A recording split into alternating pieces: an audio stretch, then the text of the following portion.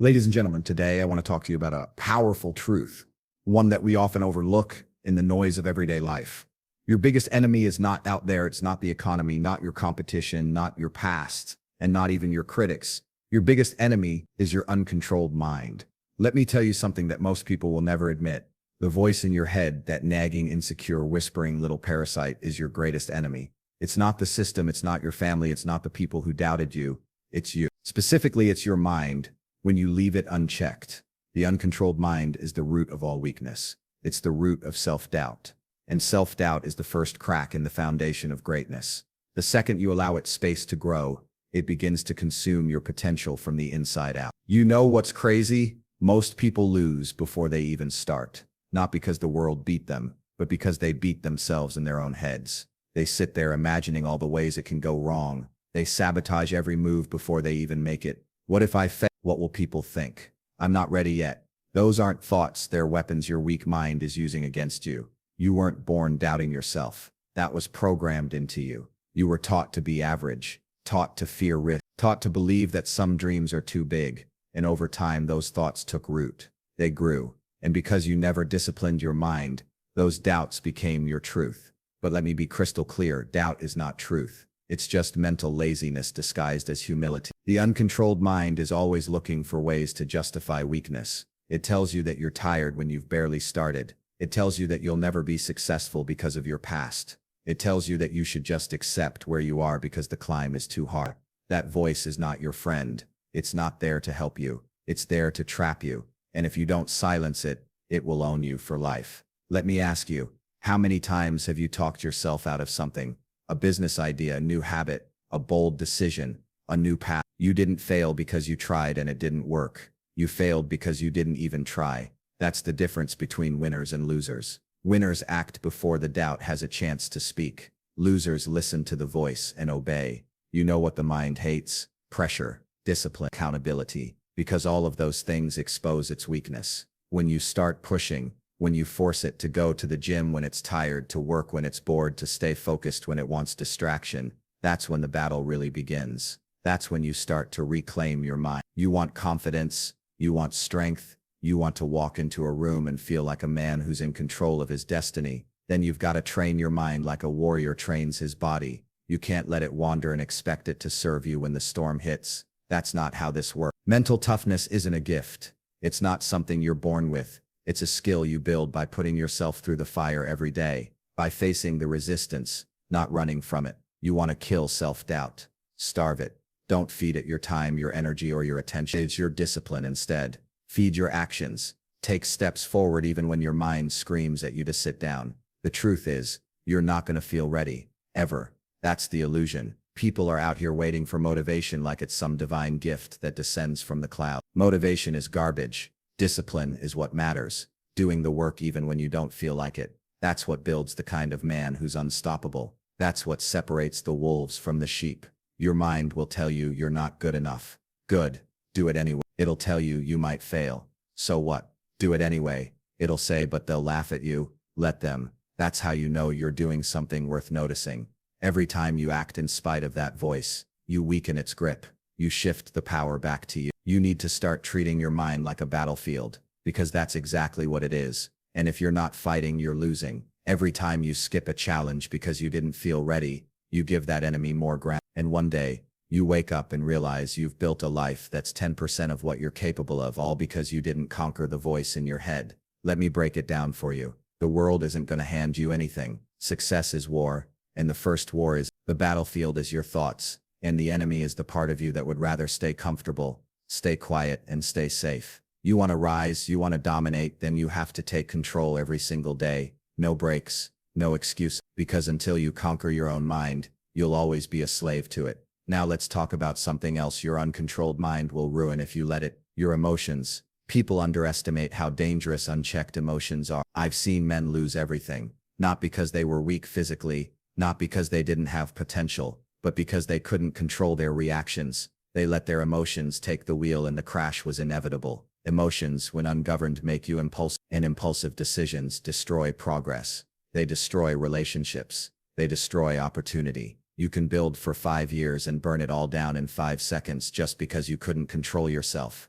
This is how it works. You get triggered, and your mind floods with heat, anger, jealous, ego. You stop thinking. You stop seeing things clearly. And instead of responding with purpose, you react with chaos. You say things you regret. You make decisions out of pride or insecurity. You lash out because it makes you feel powerful in the moment. But in the long run, you're just sabotaging yourself. And worse, you justify it. You say that's just how I felt, or I had to get it off my chest. No, you didn't. That's weakness talk. That's your uncontrolled mind making excuses for your emotional instability. You want to be a man who wins. You want to lead. Then you better learn to master your emotional state. That doesn't mean you don't feel. It means you don't get ruled by what you feel.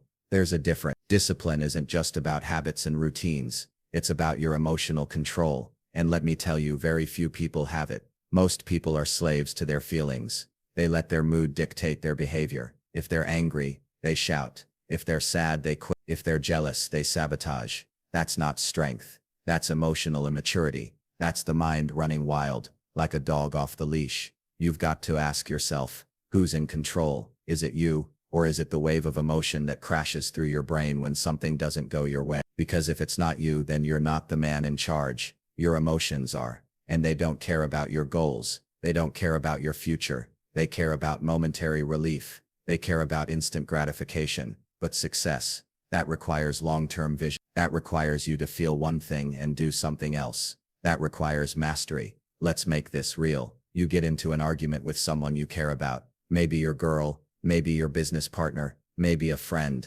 Your pride flares up. Your mind starts spinning. You feel disrespect, so you snap. You try to win the moment. You raise your voice. You try to prove your point. But in doing so, you destroy the connection. You lose trust. You say something that you can't take back. Now you've won the fight but lost the war. All because you couldn't sit in that feeling for 5 minutes without reacting. I don't care how justified you think you are. If you can't control your tongue, if you can't regulate your emotional state, you're not in power. That's what true power is. Not volume, not intimidation, control, precision, the ability to stay calm while everyone else loses their head. That's rare. That's what makes people respect you. Not fear, respect. And the only way to get there is to train your mind to stay ahead of your emotions, not behind them. And this isn't just about anger. It's about jealousy too. Jealousy is one of the most pathetic emotional states you can live in. It's a clear sign that you haven't mastered your own lane, so you obsess over someone else's. You look at what another man has, and instead of letting that motivate you, you let it poison you. You start comparing. You start hating. You want to see him fall because deep down you feel like you're losing. That mindset is cancer. That's what an undisciplined, insecure mind does. It turns someone else's success into your own self-destruction. A controlled mind says, good for him. Let me level up so I can earn mine too. That's the difference. That's the shift you need. Same emotion, different reaction. That's the power of self-control. And let's not forget fear. Fear is another emotion that ruins people if left unchecked. Fear of failure, fear of rejection, fear of what others think. So many people live in quiet frustration because they're too scared to make a move. And that fear, that hesitation, that's not because the danger is real, it's because your mind has blown it out of proportion. You created a horror movie in your own head, and now you're living in it. That's the work of an untrained mind using emotion as an excuse to do nothing. I don't respect fear. I don't listen to fear. If something makes me feel fear, I go toward it, not away from it. Because on the other side of that fear is freedom, always. And if your mind isn't strong enough to override the fear, you'll live a life of regret. You'll play it safe. You'll stay small. You'll convince yourself that comfort is good enough. But deep down you'll know you were meant for more, and that you let your emotions steal it from you. So what's the answer? Train your reactions. Monitor your mind. Stop letting every feeling demand a response. Sometimes silence is stronger than a scream. Sometimes walking away is more powerful than engaging. Sometimes sitting with a feeling and choosing the right move over the easy one. That's where the growth is. Every time you override an emotional impulse with a disciplined decision, you get stronger. You gain ground. You shift from being a reactor to being a commander. And that's when life starts to change. Because now you're not getting tossed around by your moods. You're choosing your path. No matter what. You want power, real power. Learn to feel everything and still choose discipline. That's control. That's mastery. That's how kings are made. Let's move. Let's talk about fear. Not the kind of fear that keeps you alive, like jumping out of the way of a speeding car. I'm talking about the fear that kills you slowly. The fear that creeps into your mind when you're alone. The fear that whispers, what if you're not good enough? The fear that stops you from starting, that stops you from speaking up, that stops you from becoming who you're meant to be. That fear is a disease, and it's the weapon your uncontrolled mind uses to keep you weak. Fear at its core is the mind predicting pain. It's the brain looking into the future and saying, that's going to hurt, so don't even try. And when you don't control your mind, that fear becomes your operating system. You start building your entire life around avoiding discomfort, around avoiding rejection, around avoiding risks. And before you know it, you're not living. You're hiding. Hiding behind excuses, hiding behind distractions, hiding behind comfort zones that you've decorated to look like ambition, but deep down you know you're lying to yourself. The funny thing is, the majority of the fear people carry, it's not even real. It's imagined. It's mental fiction. You're afraid of outcomes that haven't even happened. You play these what-if scenarios in your head like it's a movie marathon of your worst nightmares. What if I fail? What if I lose money? What if people laugh at me? But here's the truth, most of that stuff never happens. And even if it does happen, you'll survive. You'll figure it out. But the mind doesn't want you to know that. Because the second you face the fear and realize it was just smoke, the mind loses its grip. So what does the uncontrolled mind do? It exaggerates everything. It makes the mountain look 10 times higher than it is.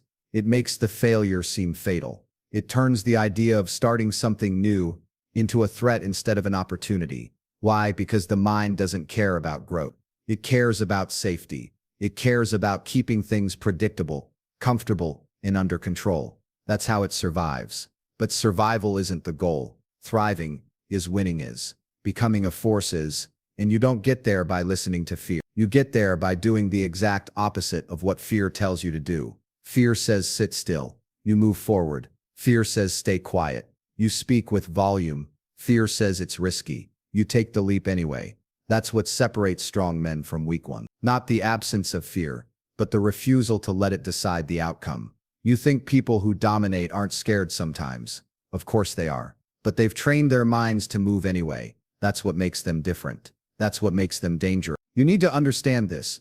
Your goals live on the other side of fear. Every single thing you want, freedom, wealth, respect, love, purpose, it's behind a door labeled uncomfortable. And that door is guarded by fear. If you're waiting for the fear to go away before you act, you'll be waiting forever. It doesn't leave. You just get louder than it. You just stop letting it drive the car. And here's where most people get it wrong. They think fear is a sign to stop. It's not. It's a signal to go. That tension in your chest, that's the indicator that you're stepping outside your limits. That's a green light. But the undisciplined mind will feel that same signal and interpret it as danger. So you retreat. You delay. You tell yourself it's not the right time. But let me tell you something, waiting until you're ready is just fear in disguise. You're never fully ready. You just decide to go anyway. Fear has a voice, and it sounds a lot like reason. It's sneaky like that. It'll convince you that quitting is logical, that staying in your current job, even though you hate it, is the smart move, that keeping your ideas to yourself is safer than risking embarrassment. And the more you listen to that voice, the more your life starts to shrink. Not all at once, but inch by inch, until one day you wake up and realize you've built a life of regret, all because you let fear call the shots. Let me put it even simpler. The version of you who wins, he's not fearless. He's just in control. He sees the fear, hears the fear, and does it anyway. Because he knows what's at stake. He knows that nothing great ever came from comfort. He knows that safety is the enemy of transformation. So he moves, even if his voice shakes, even if he doesn't have all the answers, even if he's walking into the unknown. The antidote to fear isn't more time, it's action. That's movement kills fear. You can't overthink your way into confidence. You earn confidence by doing the thing, by proving to your mind over and over again that it was lying, that it said you couldn't and you did it anyway. And once you've done that enough times, fear starts to lose its power. You start to become someone your old self wouldn't recognize. And that's what you want. You want to become unrecognizable to the version of you that stayed afraid, that hesitated, that made excuses. You want to bury that man with discipline, action, and courage. Because he's the one standing between you and your destiny. He's the anchor, and your job is to cut the rope. Your life will expand in direct proportion to how often you face fear. You want more, face more, risk more, be willing to fail, be willing to get laughed at, be willing to fall flat on your face, and get back up with blood on your mouth and say, "Is that all you've got?" That's how you rise. That's how you become unstoppable. The fear in your mind is not reality. It's just the loudest voice in the room when you don't speak up. So speak, act, move, and watch how quickly fear starts to back down when it realizes you're no longer obeying it. Control your mind, or fear will control your life. Let's keep going. Let me explain something most people will never admit, because it destroys their whole excuse for mediocrity. Your habits are a direct reflection of your mind's strength, or lack of it. If your mind is undisciplined, your habits are trash, simple, because every action you repeat daily is either building your empire or burning it down. And most of you are living the same broken day on repeat, wondering why nothing changes, wondering why you feel stuck. But the truth is you're not stuck. You're just addicted to weakness disguised as comfort. People love to talk about ambition. They post quotes about grinding. They fantasize about success. They even write goals down. But what they don't realize is that ambition without discipline is just daydreaming. If your daily habits don't match your goals are they're a story you tell yourself to feel better while you waste time. And the reason your habits are weak, because your mind isn't in control. The mind that runs your life wants what's easy. It wants dopamine. It wants escape. So when you wake up, that mind says, hit snooze. Just 5 more minutes. It says, skip the gym, you're tired. It says, you've worked hard today, relax. And you obey, over and over and over again. But here's the truth that should punch you in the face. The man you want to become is built in those exact moments, when your mind says stop, and you choose to go. That's where the war is. Not in the spotlight, not on stage, not in your best moments, but in the silent, boring, hard decisions no one claps for. When you eat clean instead of junk, when you read instead of scroll, when you work instead of watch. Those little moments, and eventually they form a man that people admire, or a man who's invisible. The choice is yours. Now people love to say, I just need motivation. No, you don't. Motivation is emotional. It's unreliable. It's a spark, and like any spark, it fades. Discipline is the engine. That's the real source of power. And you don't get discipline from your feelings. You get it from owning your mind, from realizing that your feelings are irrelevant. You act because it's who you are, not because it's what you feel. You don't feel like showing up, you show up anyway. That's what makes you dangerous. The undisciplined mind hates repetition. It wants stimulation, not structure. It wants novelty, not mastery. That's why so many people dabble in everything and dominate nothing. They start a new project, get bored, quit. Start a new workout, feel sore, quit. Start building a skill, feel overwhelmed, quit. That's not life. That's running in circles. That's the mental hamster wheel most people are stuck on while telling themselves they're trying. You don't try, you train. And you train through habit, through repetition, through doing what's required long after the excitement is gone. Ask yourself right now, what do your daily habits say about who you are? Don't give me your intentions. Show me your patterns. Show me what you do every morning. Show me how you spend your evening. Show me what you eat, how you think, who you listen to, how you train, how you rest, how you recover, how you react when things don't go your way. That's the real audit, and it never lies. Your bank account, your body, your energy, your relationships, they're all receipts from your habit. That's reality. And if that reality is painful to look at, good. That pain is fuel if you use it right. You have to break the loop. You have to stop being a slave to what feels good and start chasing what makes you great. Because the mind, when left unchecked, always takes the easy road. That's its default setting. But the easy road is crowded. The easy road leads to regret. The hard road, that's the one with legacy at the end of it. That's the one few take, because it requires consistency, sacrifice, and delayed gratification. And you don't walk that road by accident. You choose it, every damn day. Now let's talk about momentum. Most people never get real momentum in life because their habits are too soft to create it. They start something, stop. Start again, stop. Over and over. But discipline, when sustained, creates momentum. It builds internal gravity. You start to feel pulled towards success instead of constantly pushing uphill. But that doesn't happen in a day. It happens through stacking wins. Wake up early, win. Eat clean, win. Train hard, win. Knock out your work, win. Stack enough of those daily, and your identity starts to shift. You stop seeing yourself as someone who tries, and start becoming someone who just does. But that shift doesn't happen if your mind is still making the decisions. You've got to strip emotion out of the equation. Stop negotiating with yourself. If the plan is to wake up at 5, you get up at 5. Not 5:10, not 5:30, not I'll try again tomorrow. You get up. Why? Because that's what you said you would do. And when you follow through consistently, your mind starts to respect you. That's real confidence. Not affirmations. Not pretending, but proof. Proof to yourself that you're the kind of man who keeps his word,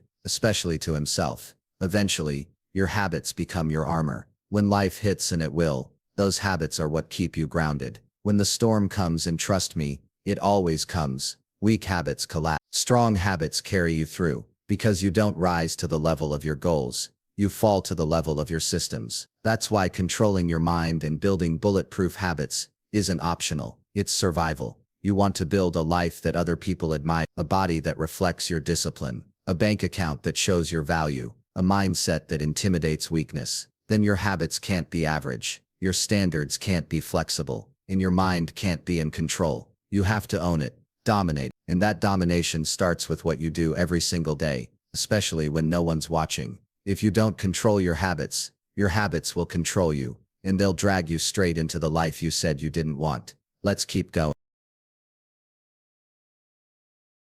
Let's talk about distractions. Not just the obvious ones, the phone in your hand, the Netflix tab you forgot to close, or the never-ending scroll of other people's lives. I'm talking about the deeper ones, the distractions that wear a mask, the ones that pretend to be rest, entertainment, or even self-care, but in reality, they're just poison for your focus. The truth is, if your mind is not under control, it will chase anything shiny and run from anything difficult. It will distract you with comfort and keep you numb enough to never ask the real question, am I actually building anything with my time? Distraction is the new addiction, and the worst part, it's socially accepted. Everyone is doing it. Everybody's distracted. That's why they're all average. They live in a fog.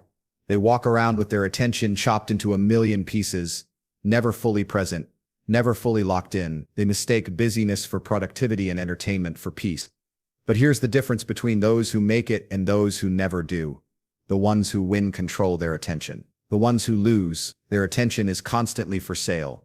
Your mind, when undisciplined, will always chase the easy dopamine. It will avoid boredom at all costs.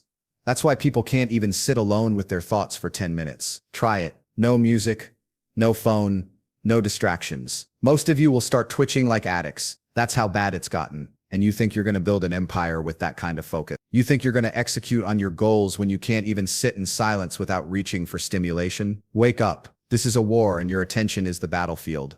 Focus is a superpower now. If you can concentrate deeply, work without checking your phone every 5 minutes, and commit to one path without bouncing to a dozen others, you are already ahead of 95% of people. The world has trained your mind to be weak, scattered, and reactive. Everything around you is designed to pull you off track. Notifications, ads, viral nonsense, it's all engineered to hijack your brain, and if you let it, you're done. Because here's the thing. You don't just lose a little bit of time when you get distracted. You lose momentum. You lose clarity. You lose the depth of thought required to become truly elite at anything. Distraction is the enemy of mastery, and most people never master anything.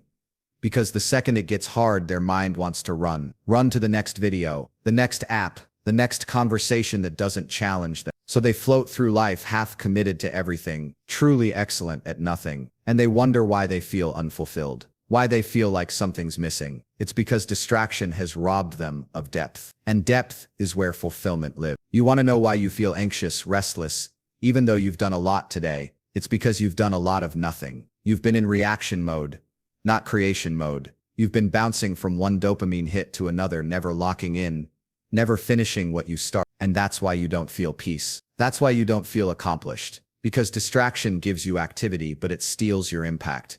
Let me make it brutally clear. If you can't control what you focus on, you will never control your life.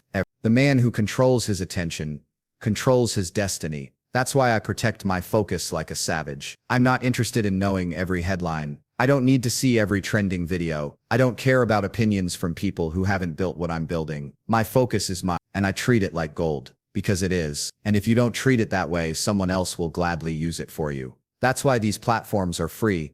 Because you are the product. You think it's harmless, scrolling for just a few minutes. That adds up. And more importantly, it's rewiring your brain. Every time you let yourself escape into distraction, you're telling your mind, you don't need to deal with discomfort, and that becomes your default setting. So when it's time to work, your brain says, no thanks, let's go numb out and you obey again and again until one day you don't even recognize the version of you that used to have fire, that used to dream big, that used to believe. You've distracted that version of yourself into extinction. Now here's what people don't want to admit.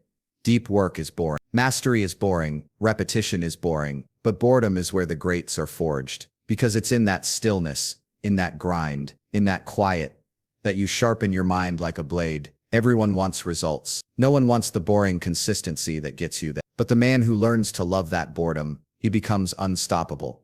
Start with small battles. Turn off the notifications. Delete what doesn't serve you. Build time where your phone is in another room. Set sacred hours where you go deep, undisturbed on what matters. Build rituals that protect your attention. Create environments where distraction dies. And most importantly, retrain your mind to be okay with discomfort. Boredom isn't your enemy. It's your training ground. You want freedom? Control your focus. You want peace? Control your focus. You want to dominate? Control your focus. Everything you're chasing, clarity, purpose, results, power, it all begins with where your mind goes when no one's telling it where to go. Because when you master your focus, the world can't stop you. But if you don't, you won't even need an enemy. Your distracted mind will do all the damage for them. Let's keep going. Let's finish this properly. Because if you've understood anything so far, you'll know this final truth is the thread tying everything together. Your future will be shaped by pain. The question is whether you choose it now or let it choose you later. Pain is the price of growth. It's the currency you pay to level up. And if your mind is soft, if your mindset is ruled by emotion, fear, or weakness, you'll do everything in your power to avoid it. You'll run from discomfort, and in doing so, you'll run from greatness. Every man has two choices. Face the pain of discipline now, or the pain of regret forever. Look around. Most people are already living in regret. Quiet, slow-burning regret. They hate their bodies, their jobs, their lives. Not because life is unfair, but because at some point they chose comfort over challenge. They chose to feel good in the moment instead of doing what needed to be done. And now they're paying for it. Every missed workout, every opportunity ignored, every hour wasted. It adds up, and the bill always comes due. The difference between them and the ones who rise is simple. The successful ones made pain their ally, not their enemy. Pain isn't the villain. Pain is the teacher. Pain is honest. It exposes weakness. It humbles you. It shows you where you need to grow. And when you learn to embrace it, not avoid it, not numb it, but face it, you become bulletproof. Because suddenly, you're no longer controlled by the fear of it. You walk into the fire willingly, knowing it will refine you. You stop being fragile. You stop needing life to be easy. And when you stop needing things to be easy, that's when things start to work. Weak minds break under pressure. Strong minds bend, but they don't snap. Why? Because they've been stress tested. They've been through the fire. They've lifted the weight, taken the hits, endured the silence. When something hard shows up, they don't panic. They're familiar with the feeling. That's what people don't understand. You don't build resilience by reading about it. You build it by surviving what should have broken you. You build it by voluntarily stepping into the pain and coming out stronger on the other side. And when you do that enough times, pain stops being something you dread. It becomes a signal that you're on the right path. You stop running from it and start hunting. You begin to ask yourself, not how can I avoid this, but what is this trying to teach me? You lean in, you sharpen yourself, and the sharper you get, the less life intimidates you. Suddenly people are stressed about the same problems that you eat for breakfast. That's the difference. Not talent, not luck, just mental conditioning. Let me give it to you straight. You're not supposed to feel good all the time. That's not the point.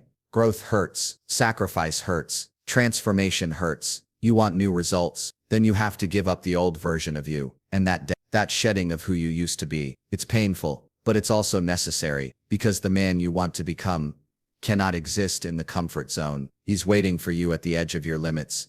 Past the pain, past the resistance, past the lies your mind feeds you when it's scared. Most of you think pain means something is wrong. No, pain means something is working. It means you're stretching. It means you're alive. It means you're not the same lazy, weak, avoidant version of yourself that you were last year. You want to stay the same?